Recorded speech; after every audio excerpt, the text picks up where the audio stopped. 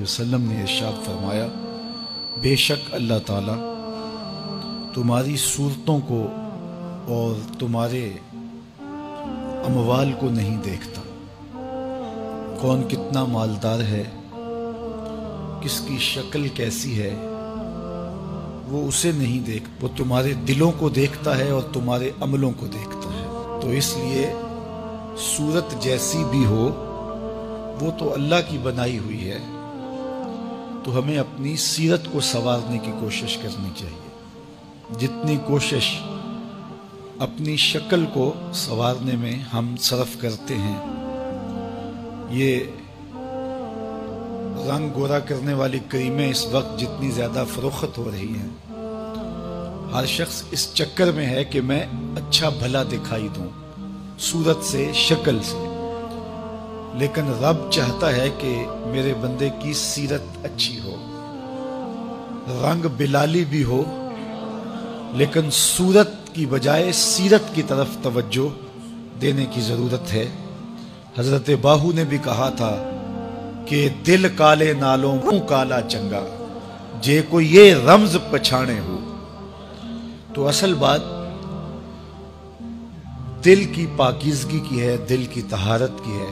مالدار بننے کے لیے 18 گھنٹے بھی ہم کام کرتے ہیں کہ مال زیادہ ہو جائے، اور اعمال اگر ہم مسجد میں نماز پڑھنے کے لیے آ بھی جائیں تو اعمال کو سنوارنے کی طرف توجہ ہماری نہیں ہوتی ہے۔ مجالس کے اندر بیٹھ بھی جائیں تو ہمارا خیال بھٹکا ہوا ہوتا ہے، اور جو ہمیں خیر کی باتیں اس دور میں بھی مل رہی ہوتی ہیں ہم ان سے بھی نفع حاصل نہیں کر پاتے۔ تو اس لیے ہمیں ظاہر سنوارنے کی بجائے من سنوارنے کی تلقین کی گئی ہے۔ حضور فرماتے ہیں، رب ارشاد فرماتا ہے کہ میں شریک ٹھہرانے والوں کے شرک سے بے نیاز ہوں۔ جس نے کوئی عمل کیا جس عمل میں اس نے میرے ساتھ کسی اور کو شریک کیا، تو میں اس کو بھی اور اس کے عمل کو بھی اور اس کے شرک کو بھی ترک کرتا ہوں، چھوڑتا ہوں۔ وہ جانے اس کا عمل جانے۔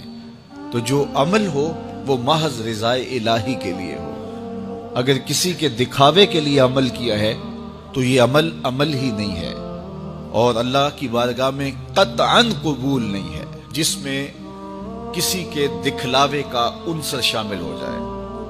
ہم اپنے عمل برباد نہ کریں۔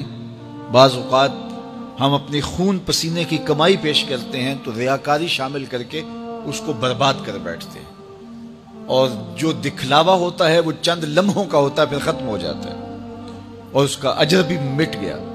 لیکن اگر رضائے الہی مقصود ہو تو پھر وہ عمل اگر تھوڑا بھی ہو اس کا اجر بڑھتا رہتا ہے۔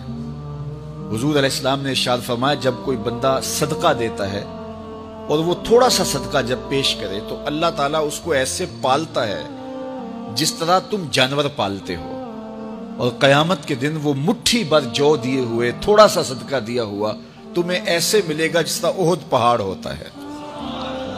تو وہ تو بڑھتا رہے گا، پلتا رہے گا، لیکن جس میں شرک شامل ہو گیا تو وہ بڑا عمل بھی ہوا تو وہ عمل قابل قبول ہی نہیں ہے۔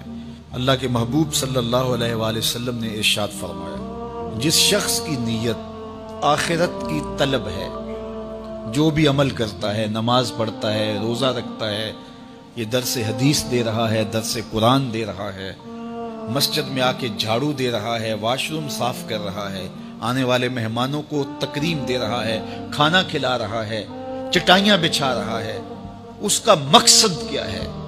آخرت کی طلب۔ جو بھی وہ کام کرتا ہے اچھائی کا، نیکی کا، اس کا مقصد کیا ہے؟ طلب الآخرہ۔